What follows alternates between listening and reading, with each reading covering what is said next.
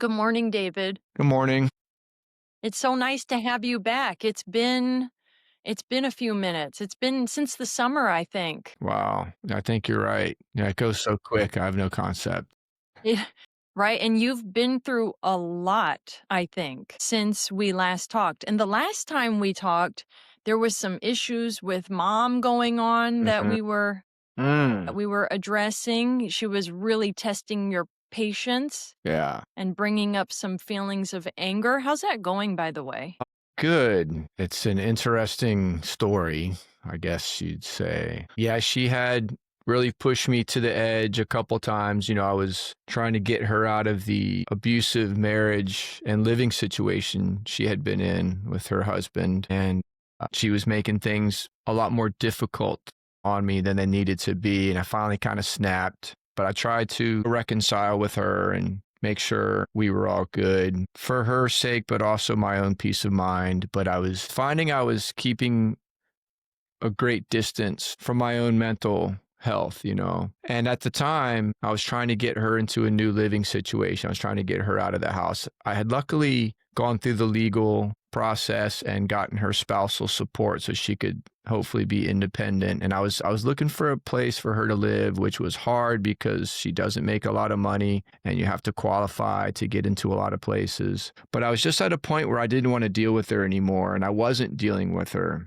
I was kind of ignoring the situation. And funny enough, somebody gave me a DMT pen,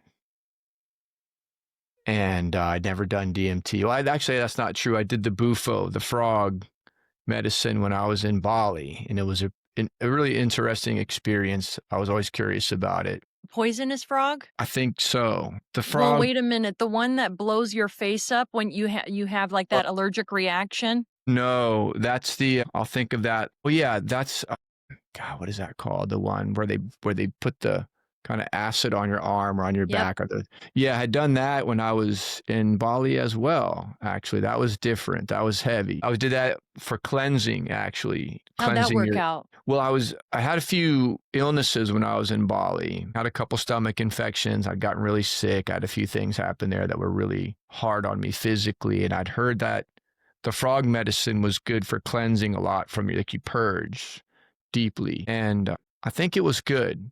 Hard to know because there's nothing to compare it to had I not done it, having done it. Did you feel better afterwards? I was really tired for a couple days, but I think I did. I think it was good to clean out my system. I'd been through a lot physically in Bali. I'd had some bad food a couple times, and I don't even know. But so yeah, somebody had given me a DMT pen, and I said, okay, I'm going to have this psychedelic experience, just see what's going on up in my psyche. And during the experience, what was reflected back to me on a really deep level was, hey, something said inside of me said, hey, like you need to be more compassionate to everyone. You need to be more kind, and you need to take care of your mom. Like you Mm. need to be more kind with her. You need to be more patient, or it's going to come back to haunt you one day. Even though I felt like I'd been as good with her as I could be, something deep inside welled up and said, hey, like that's something you have to take care of now. And it just stayed with me. And the next day I said, okay, like what can I do to get on this project with my mom, getting her in a new place? And I just got more active with it. And I found her a wonderful place to live. I found her a place at a seniors community. It's not assisted living. It's not a nursing home, but it's an apartment community for older people. And it's lovely. It's almost like a hotel in the sense that when you open your door, you enter an indoor hallway, but it's quite big. It's like it's a wider space. It's very open. And yeah, it's all older people. How old is Yeah, she? she's 87. She's 87, but yeah, I got her in there, got her moved, got her all set up. She's making friends now. She's been isolated for the last like decade with this crazy abusive husband she was with. And yeah, things are great with that. With her? Yeah, things are good. I mean, she's still nuts and she still pushes my buttons and still hard to deal with, but she's actually doing better now that she's in a happier environment and she feels safe. She is doing better and I'm doing better with her. So I'm very, very, very thankful for that. I feel like soldiering through the last year with her, getting her taken care of was really good for me too. I didn't have any help from my brothers at all. And I'm just thankful that I pushed. I'm thankful I had that experience to say, hey, like, you need to get on top of this now. You need to make sure she's taken care of, get her sorted out, and you'll have peace in your soul because of it. And I realized like that was heavy for me. And I'm thankful that I just pulled it together and got it taken care of. And she's That's good. so awesome. I'm so glad that you did that too. That's your mom. And I know you cavalierly say she's still nuts, which makes me chuckle a little bit, but I don't want to spend too much time on it. But what do you mean she's still nuts? Well, I know a lot of people will say, "Oh yeah, my mom's crazy too," and I always just say, "No, no, not like my mom, man." I've never been able to put it into words. People have always asked me, like, "How is she crazy?" And I'm like, you know, she's a narcissist, and she leans heavy on like the guilt manipulation, as far as on a what I would consider on like a deeply toxic level. Like I think she was always has been a bit unintentionally emotionally abusive in a way, in a manipulative sense, in a guilt-based sense. And I think she's made my life extremely difficult since I was a child. She used to humiliate me in front of my friends publicly just by being neurotic and screaming my name through the neighborhood. Like when I wouldn't come home and check in every 30 minutes, she'd come outside the front door and literally scream my name through the neighborhood. Like that could be heard from blocks and blocks away. I'd be out there playing with my friends, the boys, and I'd hear that scream, David, through the neighborhood. Like you've never heard this in your life except from my mom. And I would just shrink inside and just die. And then it was always the boys would be like, David, your mommy's calling you. You better go home. Nothing more humiliating than that. I know. I mean, you're with your little tribe. You're trying to be one of the boys. You're trying to be a young man. And there's nothing more humiliating on a deep core level than your mom calling, screaming your name through the neighbor. So I think now sometimes when she's trying to manipulate me with guilt or just being super negative about everything and then that tone in her voice, I think that's part of what triggers this, I don't know, a lot of weird, issues from growing up with her. I love her. She doesn't make it easy, but yeah, she's been tough, man, my whole life. And I know she can have a very toxic, negative, horrible effect on me. I think that's why my two other brothers have written her off. They don't want to do anything for her. And I think the reason I've hung in there with her is partly for my own sake, because I know if I don't get her taken care of and make sure she's taken care of, I'll feel bad later, So, yeah, I'm thankful that I've been able to get her in a better situation. I got her on autopilot. I got her rent, her utilities, her phone all set up on auto pay. And she's in a place where she's not alone anymore. She can walk outside her front door and talk to people. There's a little community center down the hall. And yeah, she was really isolated and under constant psychic attack from this horrible husband she was with. And her life isn't perfect at all, but it's pretty good compared to how it was. And she has some independence now, and she's in a much better place. And I feel really thankful for that. I feel relieved. I feel grateful. It's a huge blessing. Do Thank you, you God. do you feel like she's better to you now? Better? Yeah, she's kinder. Well, I mean, she tries to be kind enough, in general. It's just she's just so negative, and that's why I kind of said she was unintentionally emotionally abusive. I think, Right. I don't think she's intended to be that way. And she doesn't see it. She does not have a bad heart. She's a bit of a narcissist. I think she grew up with an abusive mother. Do you do you feel confident in labeling her as a narcissist? Was she clinically diagnosed by a doctor? No, no. She's been diagnosed with, bipolar or manic or whatever, a couple things. She sees a shrink, as she calls it, a shrink. No, I've, pardon me, my brother's wife mentioned that she thought she was a narcissist, and I didn't think much of it. And then my older brother, not the one that was married, but my older brother is pretty horrible, I feel like. And his son, my nephew, referred to his dad as a narcissist, having an issue with, being this way. And I started researching what a narcissist is. I was like, that describes my brother and my mom both pretty well. The interesting thing I read about, was it narcissistic personality disorder, is that you can't convince a person who has narcissistic personality disorder that they have it because they're a narcissist and they can't see anything wrong with themselves. It's everybody else. It's not them. Everybody has a problem except for them. So you can't really, you can't really. Right. They're not open to hearing that as a possibility. I don't think there's any way to package that so that they could hear it. But I'm also not a doctor. I'm not Yeah. qualified. I'm like that's so out of my scope. But the only reason why I'm just, pressing the question a little bit is because I think that people are very lackadaisically labeling folks left, right, and center. Agreed. Yeah, I agree. Narcissist, bipolar, Hmm. depressed, anxious, all of these things, but especially narcissists. And I just think we need to be careful with that. I think that people can have narcissistic tendencies. A lot of humans do. But when we start throwing out actual labels, then I don't know. I think we just need to be a little more mindful. Yeah, you make a very valid point there. Yeah, you definitely do. Like, people do throw those labels around, and I've been guilty of that myself, and I try not to do that anymore. And it's interesting that you say that, because something I've been thinking about more recently is how people will write someone off or discredit someone, like, oh, that guy's fucking crazy. But what is it to be crazy? It's like someone has a mental health issue. Because I can honestly say, I'm crazy. Yeah. I've always been crazy.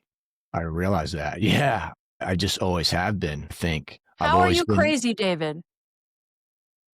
Well, I've had self-destructive tendencies, I think, most of my life. I've had self-destructive tendencies. Another one that I thought about recently is somebody might say, oh, that person has daddy issues, or that person has mommy issues. Like, what the heck is that? And how horrible of a thing is that to say about someone? Someone may have grown up with a psychologically abusive parent, which is the foundation of anyone's mental health in life.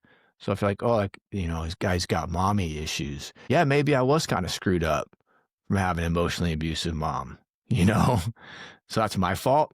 I mean, yeah, it's my responsibility to make myself whole or make myself functional in life, healthy physically and mentally. But yeah, I think I've always had my own psychological problems I've been working through my entire life. I mean, I've had quite a few head injuries, but the two really severe ones years ago, which definitely has thrown my brain chemistry off, which has affected me as far as, not just like memory and cognitive function, which it has, but also, like the emotion thing, like I mentioned before, just how I get more angry than I used to, get more sad than I used to. Does that still Uh, happen? well, yeah, And yeah. you had a recent Another one, yeah, my with all the right. crash, I'm yeah, ready with to the hear crash. about it. Are you ready to tell it though? Sure, yeah, yeah, I am. I've kind of told a couple people that's what happened. It's just tell the tale, because it's something that happened, and people wanted, friends wanted to know, family wanted to know. So yeah, 5 weeks ago, I was in a head-on collision. So what happened was, I was on the highway here, 199, and I was going to be making a left-hand turn. There's a big median. There's 4 stoplights. There's 2 red arrows going left, and 2 2 red lights going straight. So you got 4 stoplights, all of them red. Sometimes the stoplight is across the street, and sometimes it's just like overhead. You know what I mean? Mhm. Yep. This is one of the ones that was closer. It's just overhead. And myself at 6'4" I sit way back. I mean, my seat is always as far back as it can be, and my head almost usually touches the ceiling, or my hair will touch the ceiling of the car. So when the when the stoplight is directly overhead, hanging overhead instead of across the street out in front, oftentimes I'll have to lean way forward and look up, because when I'm sitting back, you don't see the lights. They are over the car anyways. It was nighttime. I wasn't texting. I wasn't drinking. I wasn't distracted. I was just sitting there waiting for the light to turn green. I was at the stop bar. It was the first exit out, the lights directly overhead. And then I saw the windshield light up green. It's like, oh, it's time to go. It's green. It's just like, I wasn't even thinking about it. Just all I saw was green. Yeah. And those were the straight going lights that turned green, not the left arrows. Yeah. And the oncoming traffic, the speed limit is 60. So usually in that left lane, people are going 65, 70. And their light had been wide open. Like they weren't starting from a stop. Like that light, I went back and looked at it a couple times. Like they're full speed already. So I begin to make my left hand turn, arcing, and so it's a big wide median. So I'm gaining speed. It's probably doing about 35-ish. And I heard the horn, and I looked. Time slowed down. It was true time dilation. It all slowed down, because as soon as I heard the horn and I looked and I saw the light, and I was just like, dear God. And then I heard the sound of the impact before I felt anything. It was like horn, light, dear God, and then boom. And all I saw was an explosion of flames in front of me. And I could see the silhouette of the airbags. And it was kind of like still in that dear God moment. And then I felt the impact in what felt like a full second, a slow second after I heard the sound of the impact. It was like I heard it, but then I could feel my body being crunched like a beer can, like just this crazy pain through my whole body. And then I remember thinking like, oh God, like let this pain stop before I break. How bad is this going to be? Am I going to die right now? Is my spine being crushed? It was just, like I said, it was flames. The other car exploded into flames on impact. And then it stopped. It just stopped. And I was sitting there and I felt all this pain inside my body. I thought I broke my back, and I looked over. The car was about 7 foot away from me, and it was on fire. And I was like watching the car and thinking, okay, this guy's going to open his door any minute, get out of the car. And then he wasn't opening the door. And then I thought, well, if the guy doesn't open his door, I should get out and go make sure this guy gets out of his car. And then something else in my mind said, well, you might have a broken back. I don't think you're supposed to move. And then I looked at the car again, and I thought, well, that fire's only going to get worse probably. And if I don't pull him out now, it might be more dangerous to pull him out 10 seconds from now. And I said, well, just get out, go over there. Like, if your back's broken, you're not going to be able to move anyway. Just try. And I opened the door. I was kind of hobbling, like everything really hurt. Like I opened the guy's car door, and all I could see was his left arm for the airbag. The airbag just had him covered completely. All I could see was his arm. And I said, hey, I yelled out, your car's on fire, man. You got to get out. And all I could hear was the guy groaning. So I hooked him under his armpit, and I kind of pulled him out of the car and walked him over to the grassy median. I thought my back was broken. It hurt so bad. But yeah, I got him over to the grassy median and laid him down. And then my next thought was, you should grab your phone and your wallet out of the car, my car. Yeah. So I went and grabbed my phone and my wallet. And then some people, about that time, a couple people came over, this old guy, and we decided to look in the back seat of the car to make sure nobody was in there, since the car was like proper on fire.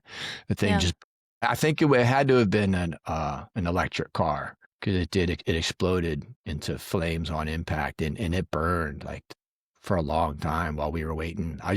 Afterwards, I went and laid down in the grassy median myself. Actually, the other car was burning so much that someone came to get me. They said, hey, you better move. You got to get farther away from this car. And that's when I realized my ankle was broken, because then I couldn't walk on it. I could walk on it before, with the adrenaline. But yeah, paramedics came, and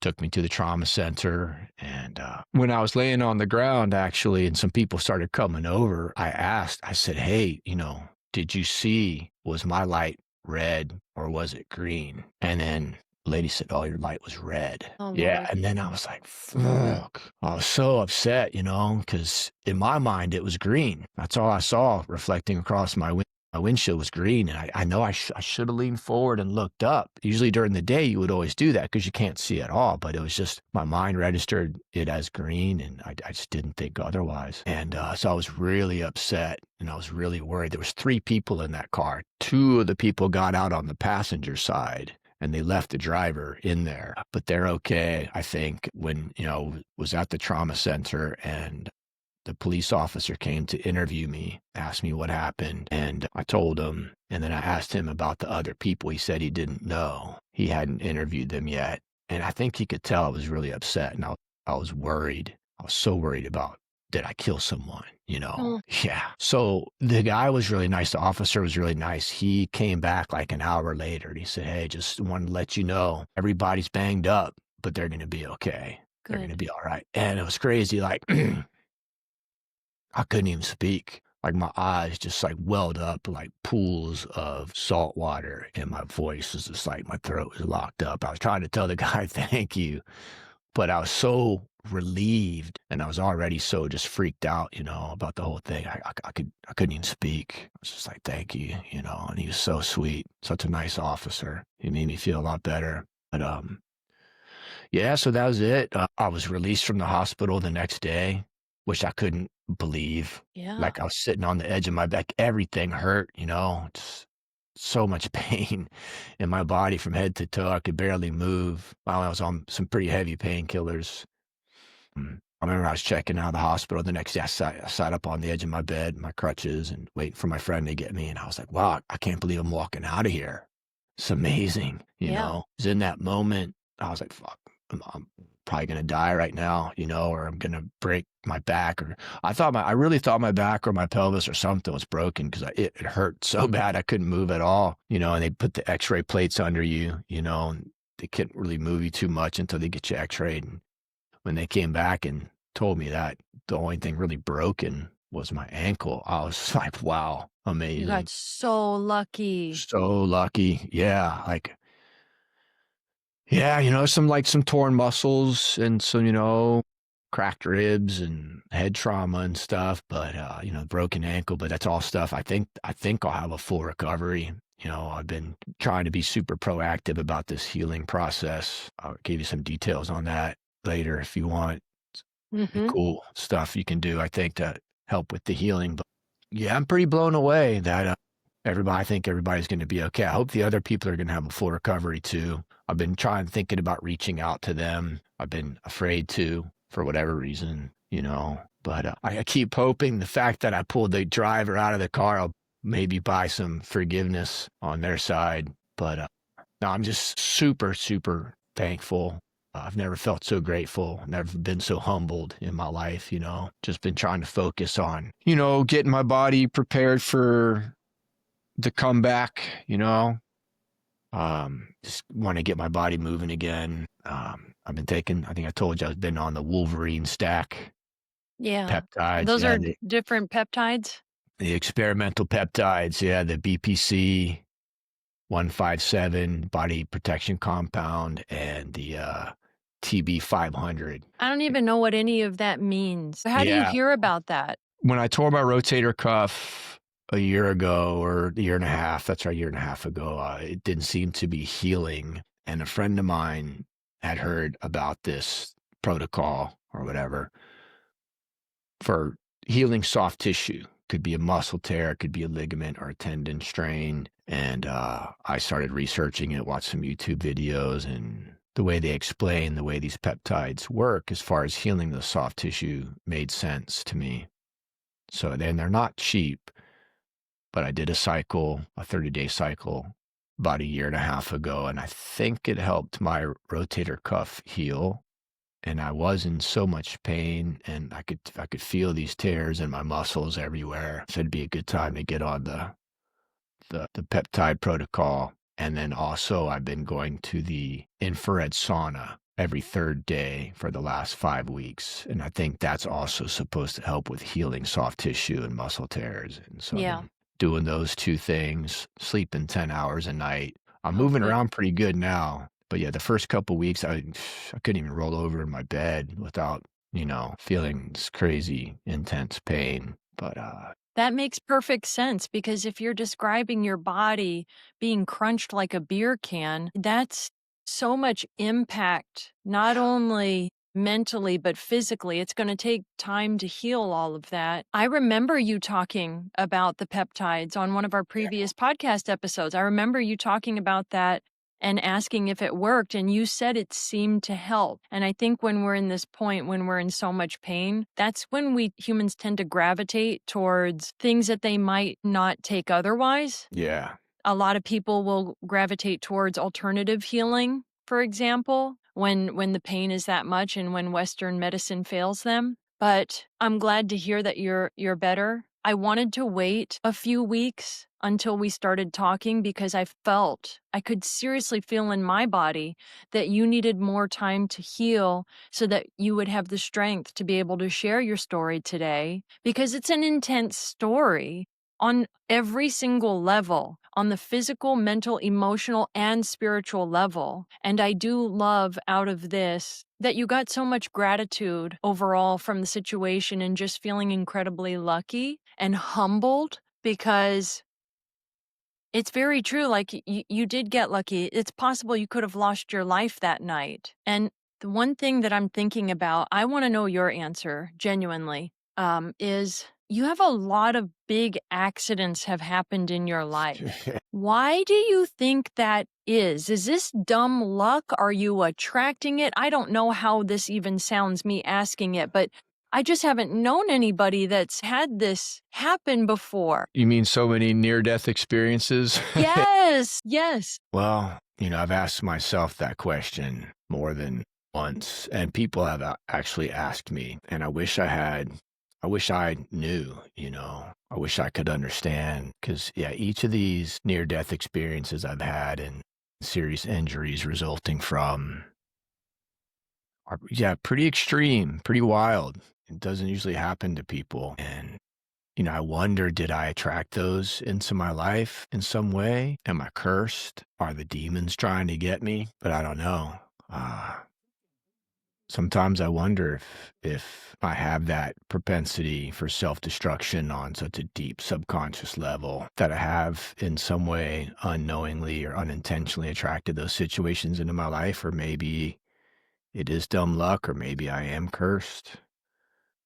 Maybe that I am supposed to bring so much light into the world that the demons are dead set against destroying me. I don't know, but I wish I knew. I've been doing more of my or listening to more of the meditations that I create recently. Usually I just make them for clients or other people, and I always say I'm going to make some very designated meditations for myself as far as outlining, recording, editing, and then listening to them. But for some reason, I always, yeah, if I'm going to do that, I usually do them for other people. But I have been listening to some of my meditations lately that I have made for clients and friends, and they've been helping me find some peace in the moment when my mind has been kind of getting negative recently. And I've been thinking about working on a meditation outline for myself and seeing if I can shift something in my deeper unconscious mind. Maybe I won't be attracting things like that in the future, or to tap into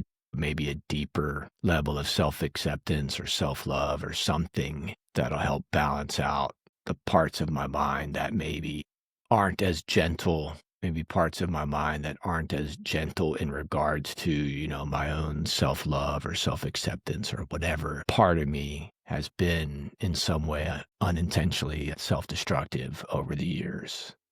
What do you want to attract into your life right now? Right now, I just, again, focusing on the physical healing so I can get out and work out again. I think more focused on creating better and more work in regards to the meditations I like to create. I'd like to be making more for myself and just my own personal evolution and getting more of the work that I like to do out into the world. I don't really share any of it. Like I make meditations for clients, but I never post anything about it. I never share anything about it. I think I don't like to do that because it's just something not everybody gets. And I think a lot of us have that subconscious fear of just putting ourselves out there, that intimate part of ourselves out into the world. I do know. So like Tupac said, people will, they'll love you for being fake and they'll hate you for being real, something like that. Hmm. I just feel like that side of myself, I don't know, I haven't really been ready to share it for some silly reason. And, I feel like meditation is something we all need or some vehicle to tap into our subconscious and feed it lots of, whether it be positive affirmations or positive visualizations, um, the process of deep, deep self acceptance and meditating on who it is we want to be, who we want to become. Yeah, Yeah.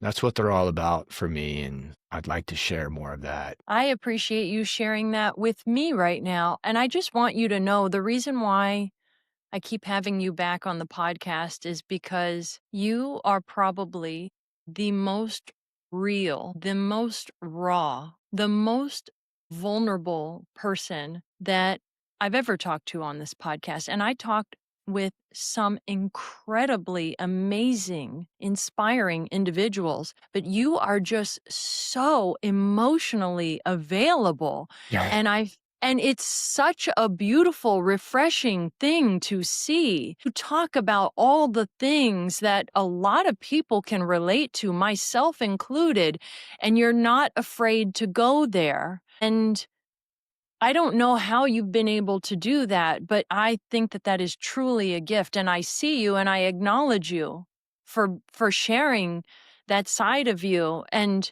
for being you and not trying to be anything else, because the truth is all of us have our unique challenges. I may not have been in situations where I had some serious head trauma, but I have been in car accidents before.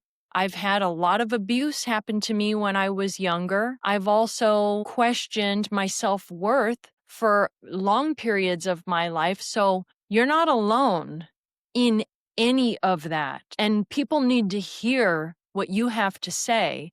And the fact that you keep going on, trying to heal your body and do what you need to do to repair on every level, including listening to your own meditations. David, I highly encourage you to share that stuff. And the people who don't get it, then they don't get it. It's not for them, at least in that moment, right? The people who need it will receive it. And my whole thing is if just one person gets something out of this conversation we're having today, then I call it a win. I call it a win. So if you share one of your beautiful meditations with somebody, with the world, you put yourself out there in that way, and one person is affected positively by it, will it not be a win? Yeah, definitely. I wonder, can I challenge you in this moment to share with me, is there one recorded meditation that you've been listening to that you've been gravitating towards lately?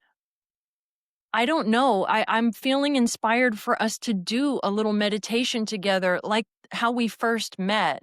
Do you remember that? Hmm. You got the singing bowl. Was it a singing bowl? Hmm. It Yeah. was.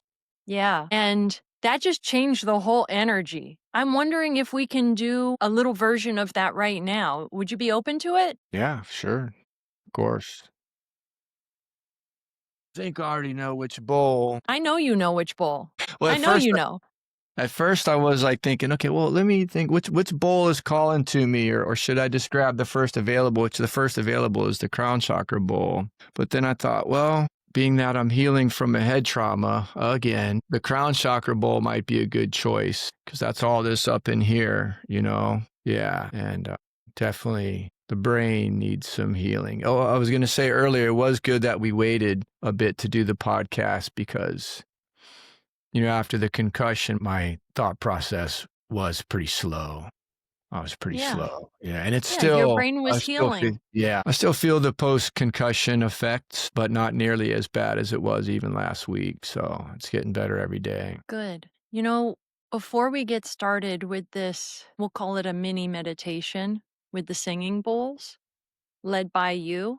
I ask you to guide both of us and everyone who's listening and wanting and willing, but I want you to use words that you, David, need right now. Mm. So instead of making it for me, which I always appreciate, I want you to use the words that you need. Deal? Yeah, yes, I'll take that deal. Okay, well, let's just take a moment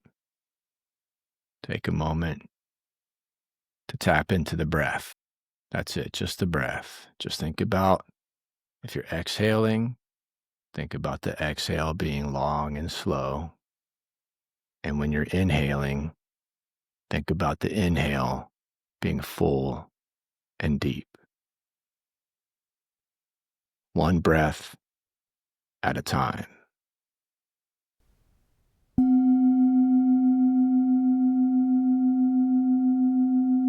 And staying with the breath, tap into the sound of the bowl and try to ride those waves of sound into that space of mind that's calm and quiet and very powerful.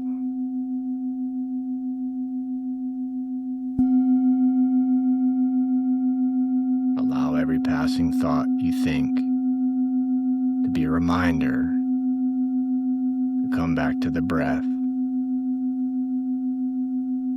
and to allow your body to relax and let go of any tension.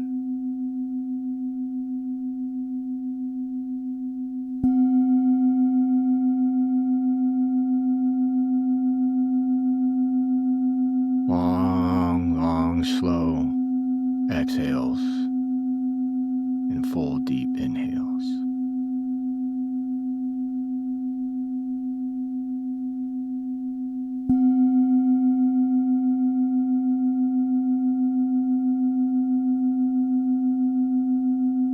Just ride the breath, ride the sound, ride every passing thought into that space of mind that's calm and personal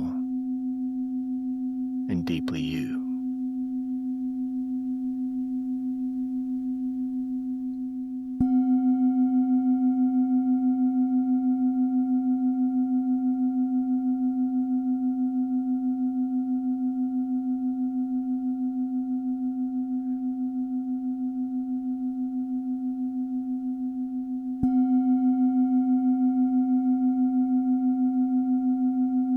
And as you ride that breath to that space of mind that's deep within, remember this part of you is the part that's most connected to your deeper and higher self. There's wisdom inside of us, infinite wisdom, connection to the source of all and everything.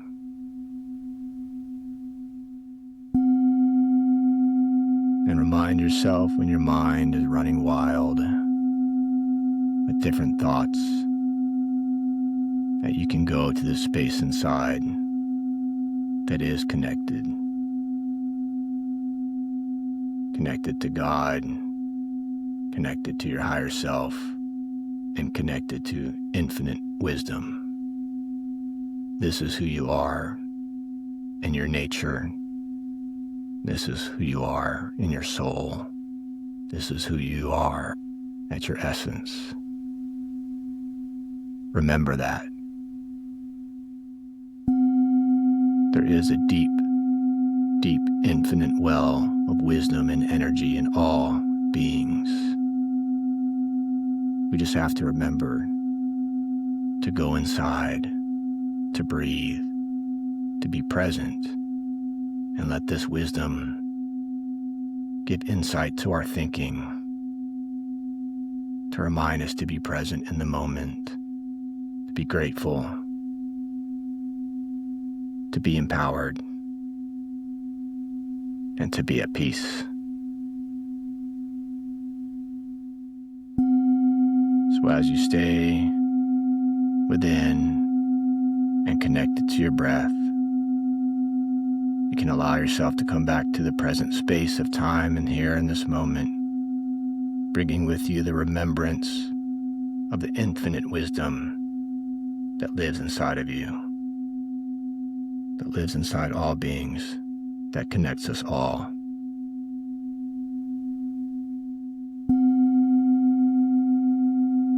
And you can come on back whenever you're ready.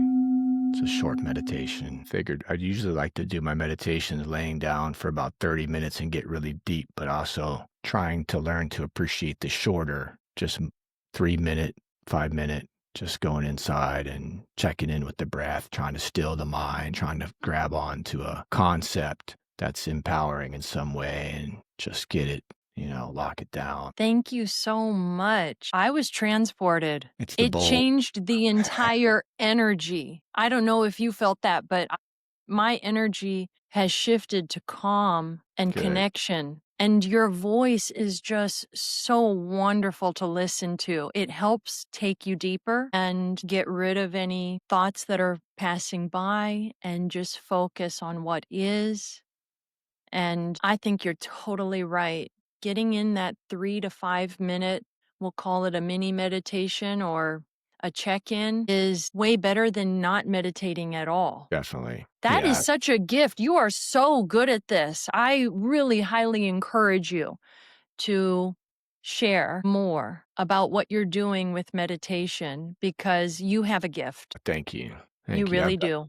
I appreciate it. I've been doing it for a long time and made so many recordings that I listened to. And during the listening of and meditating with some of the recordings, I realized what works best for me and what doesn't. And I try to, tweak it here and there. And what I've been learning more recently about doing these guided meditations and listening to them myself more and more recently, I feel like I've needed them. So I've been listening to them more, is just trying to make everything simple, as simple as possible, because I realize our minds, all of us walking around today, our minds have changed so much in the last few years, I think, because of the phone. It is harder to pay attention when you're listening to a meditation. Your mind begins to wander away from the words of guidance, trying to guide a person into that space within. So yeah, I've just been trying to simplify everything, get to the root of whatever the intention is about, and then just the reminder of checking in with the breath. I try to just be in a calm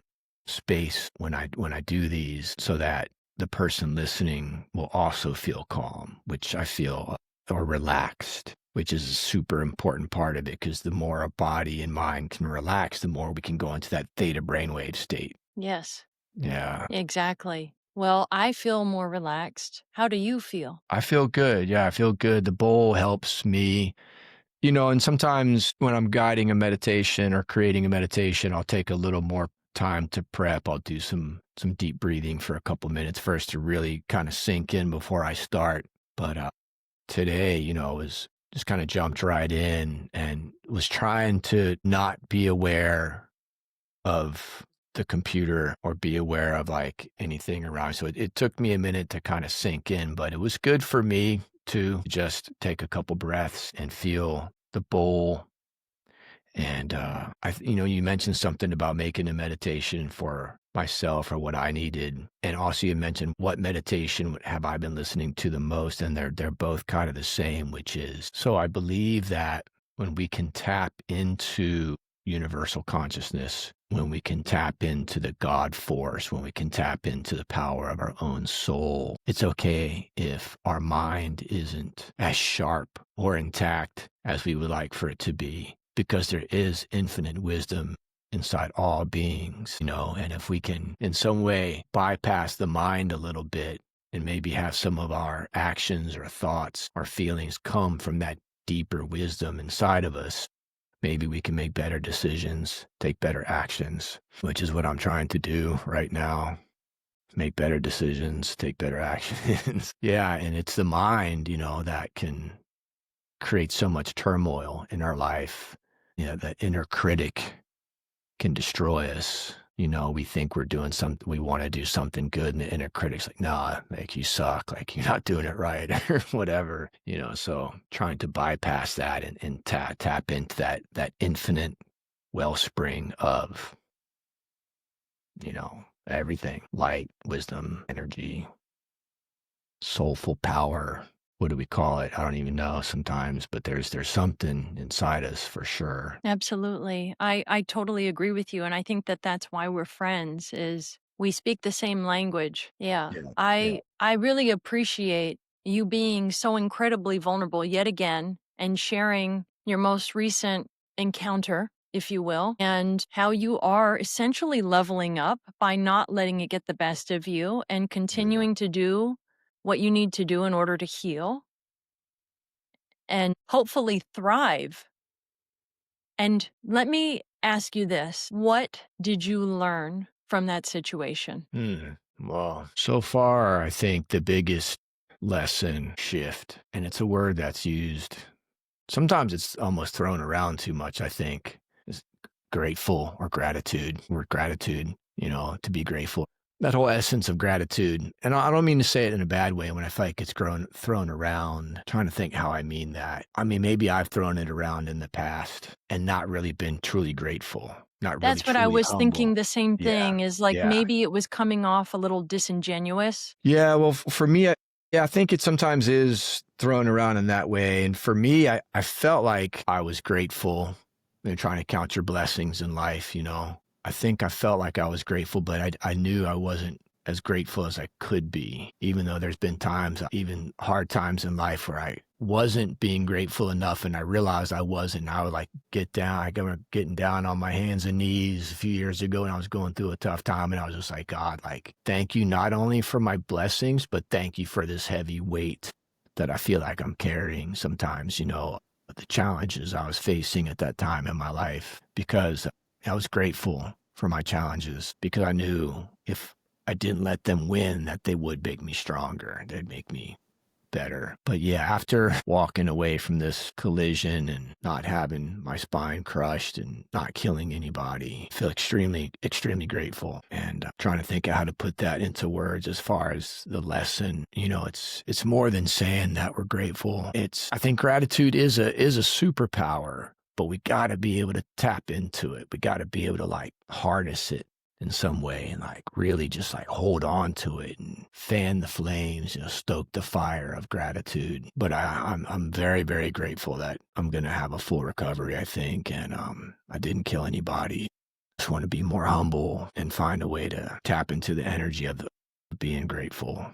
Like a second chance, a third chance, or how many chances I've had now. Yeah, just be humble, be grateful. I love it. You know what I started doing? Because sometimes life is going so well that I take all of my blessings for granted and I forget about gratitude. And it's not until I stop receiving and then this idea of scarcity becomes stronger in my life when it's all in my mind. And then I have to check myself and remind myself of gratitude. And it is a superpower, and I love that you said it that way because I never heard it said that way before.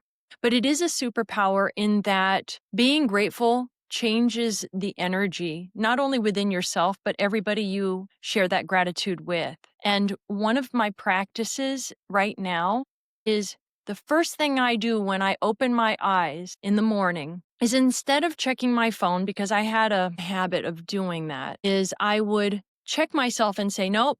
What are you grateful for, Kat? Who are you grateful for? And I would be grateful for the universe and all of my friends, all of my family, new friends, old friends, my health, the opportunities that I'm going to create that particular day, beautiful things that happened recently, and whatever and whomever I want to thank. And it just sets such a delightful little tone for the day. And then I can check my phone.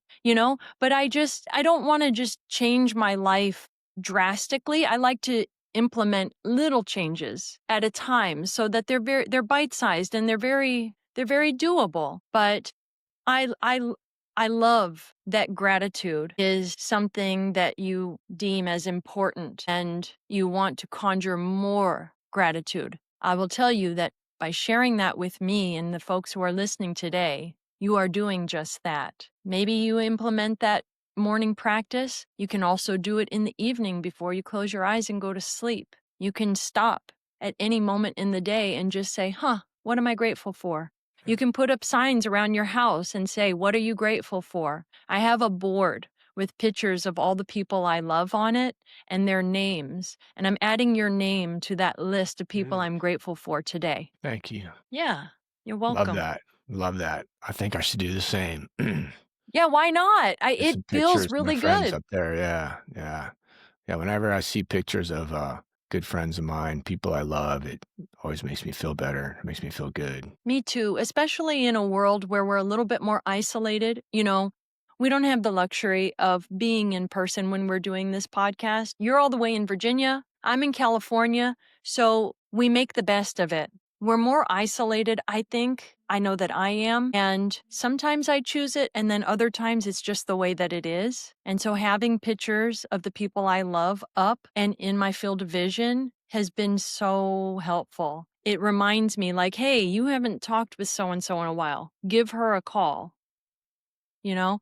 Send Jamila a quick text. Ask Perla how her day is going. Let Dee Dee know that you love her. When I do these things, it just changes my whole vibration. Yeah, I love that. That's brilliant. Yeah. So, David, is there anything, any last words or any last thoughts that have come up either during this conversation or during the last 5 weeks that you might want to share with anybody who's listening today? Are there any words that you would want to share with them? Well, before the accident, a few weeks before, I hit kind of a low patch. I've battled depression off and on for a long time, and a lot of times I'm good, and sometimes I'm not. And there was a short period, a few weeks, 3 or 4 weeks before the accident. I had a really bad couple days, and I got really dark. And had it not been for, how much I love my dad and how I got to take care of him, I feel like there was a moment something bad was going to happen. And luckily, I pulled myself out of that or whatever. And then the accident happened. And everything I was doing to keep my mood elevated had to stop. At the time that the accident happened, I was going down to the beach by my house, little riverside beach. I was going down there on the motorcycle like morning and night. I was getting the morning sunlight. I was doing sunset walks. I was in the gym every day.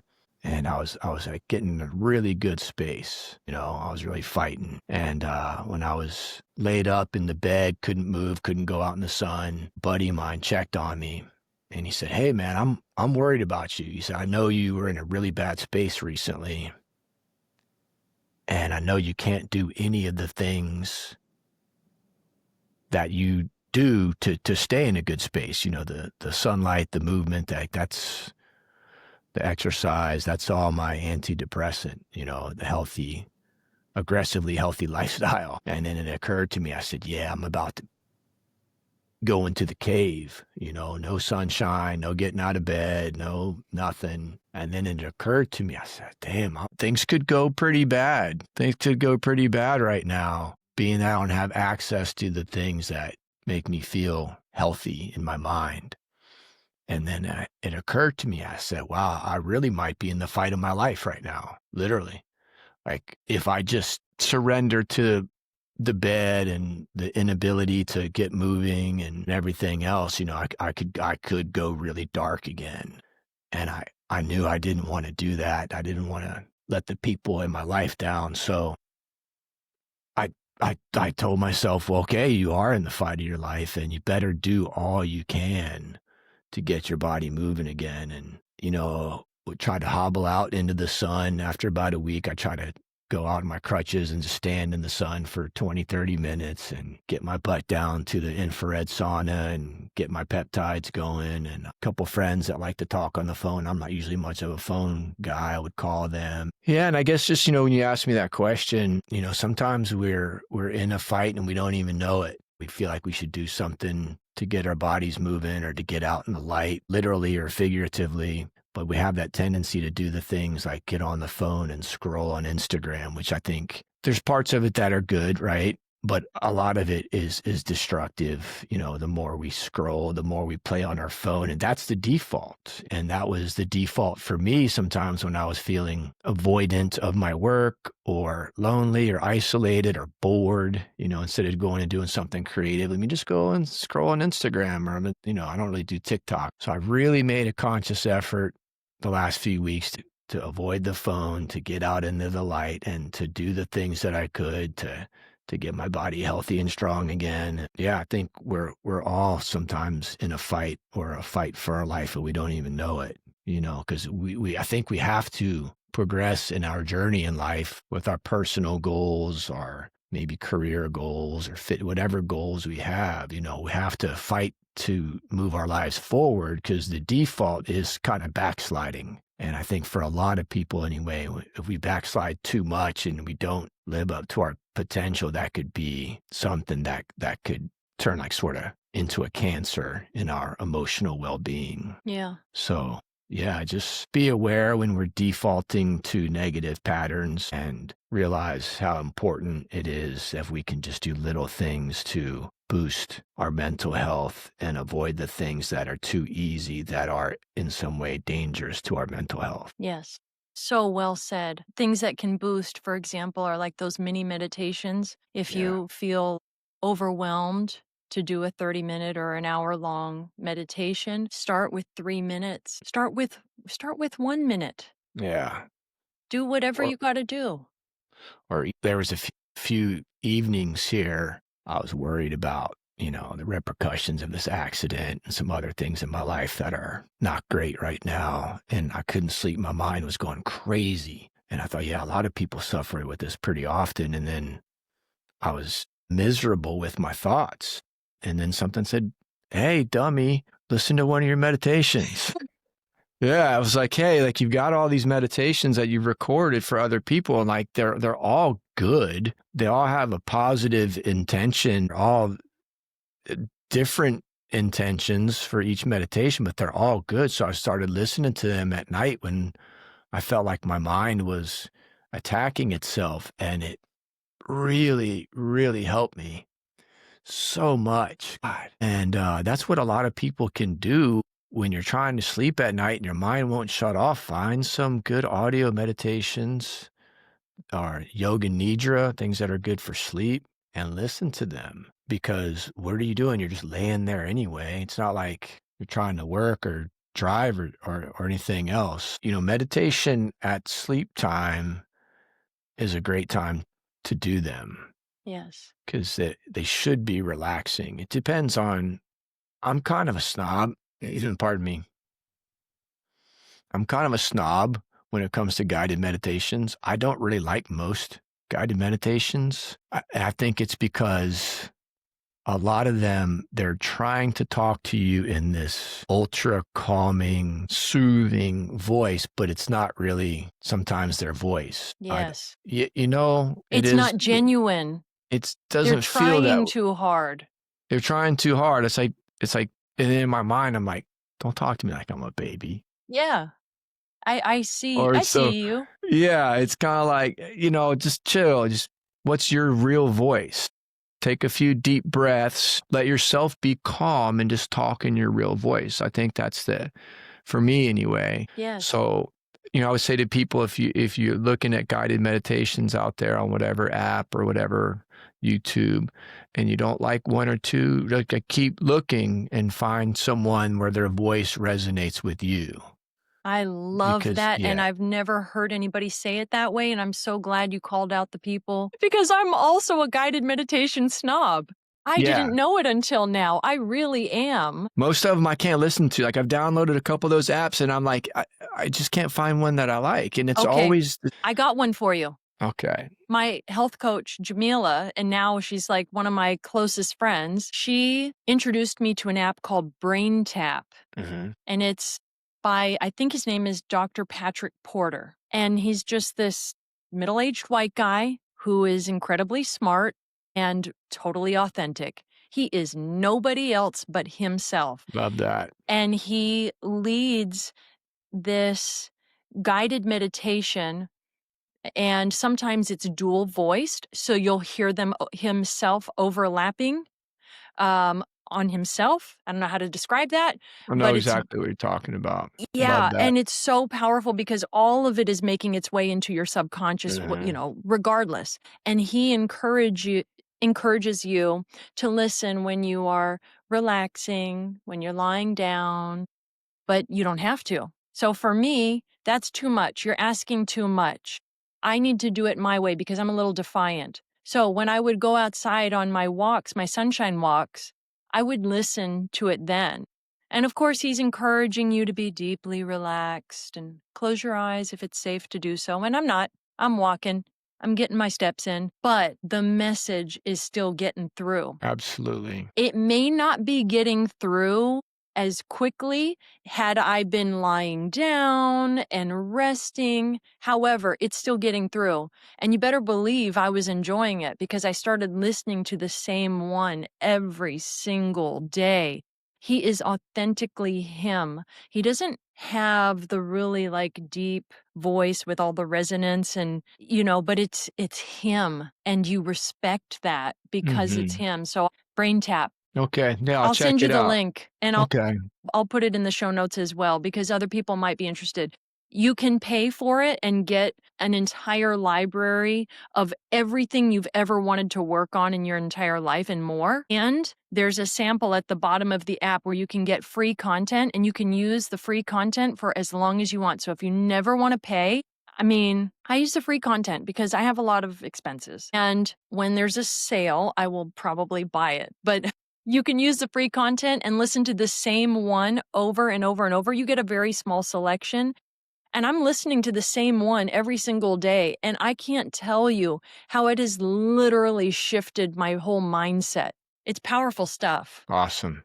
Yeah, I Yeah. love that. Yeah, Yeah. I'll check it out. Yeah. I I'm get really tired. glad that you brought that up, that people might be in the fight of their life and they don't even know it. Yeah. Yeah, I've seen, coming back to Virginia after being away for 30 some odd years, I've just seen a lot of people that haven't been taking care of themselves over the years, and little by little they're just a shell of who they used to be, and I see it's like still kind of going downhill for a lot of people. And where do you end up? At the bottom of the hill, on the valley of darkness. No, no, no. You want to be atop of the hill. You want to be above the cloud line looking over the landscape of your life. You want to build the life and the healthy mind and body to take you across the ocean to the safe shore of who it is you want to be. So, yeah, sometimes, those little bad habits or little negative things, they chip away at us little by little until we don't even recognize ourselves.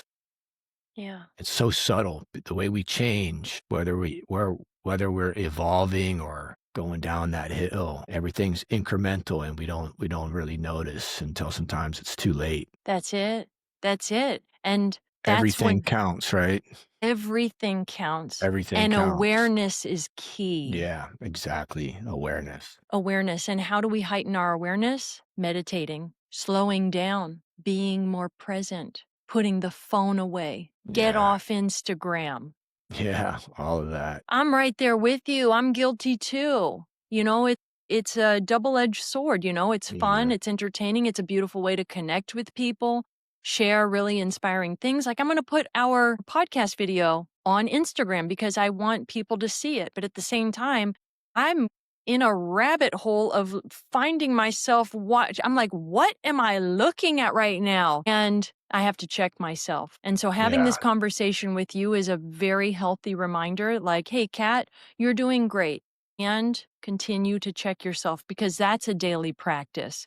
You don't just become this master meditator and this master of, I don't know, maybe I haven't become it. For me, I have to practice everything that I preach every single day. And some days are worse where I'm just like, F it, I'm just going to chill. I'm going to just like binge watch a show. And that's what I need.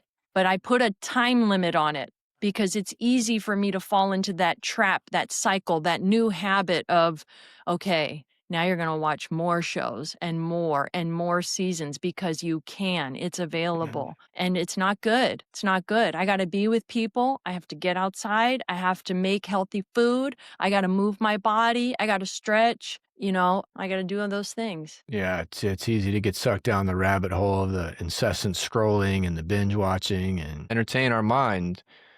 Uh, yeah, it's easy to do. It's the kind of the default. We want It to be is the entertained. default. So let's make a new default. Let's make the Okay. new default to be David and I and anybody else who wants to join us. Like our default is now, okay, let's get back to the present moment. Yeah. Yeah, Let's be right here. there's a thought, and I don't know if I've heard it before, if I wrote it out in my writing, or I've heard variations of it, but it's to consume or to create in the moment. You're either consuming content usually, whether it's the social media or the television. We were either consuming or we're creating. We can create something. It doesn't have to be like necessarily art, but we're creating a better self by hitting the yoga mat for a few minutes, or we're creating a healthier brain chemistry by going out in the sun, or we're creating a nice meal, or we're creating a good friendship by calling somebody, or maybe we are creating content for our platform or whatever. When you're consuming other people's content, whether it's a television show or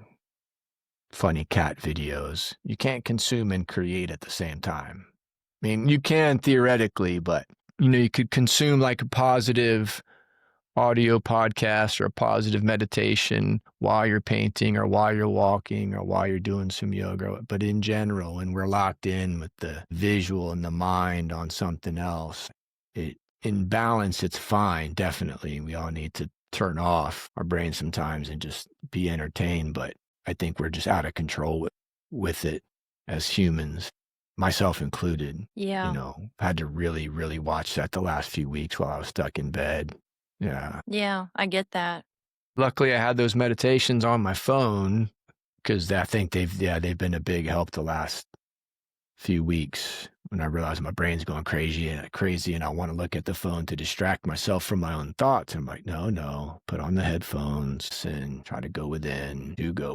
Maybe it was luck that they were on your phone, or maybe your subconscious put them on your phone because you're ready for that and you're trying to take better care of yourself. Yeah, that's true. Could be. I I want was to glad they believe were that. there. Yeah. I mean, I really put them on there because I was sending them to my clients that way, but Maybe I that's kept part them. of it. I kept them. Yeah, maybe that's true. Yeah, that's a good point. You never know. I think that from what I know of you, you are always trying to do better. And I think you're a fighter.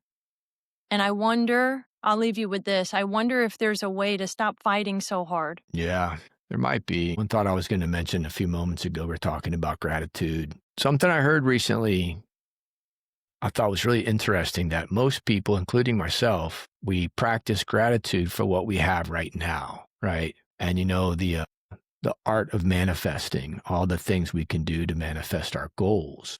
Apparently, and it makes sense, one of them is practicing gratitude for the attainment of your future goals, like future pacing in a way. Like think of what do you want to have in your life, or who do you want to be in a year or 5 years, and kind of meditating on the imagery of having attained that goal that's so important to you, and giving a deep, profound gratitude on what you have received in your future, that goal you have attained, your future self. It's like your future self meditating on gratitude for the things that you have attained. So that way we're manifesting what it is we're aspiring to, what it is we're striving to achieve, giving gratitude for the things you have not yet attained, but in a way that like you have already attained them.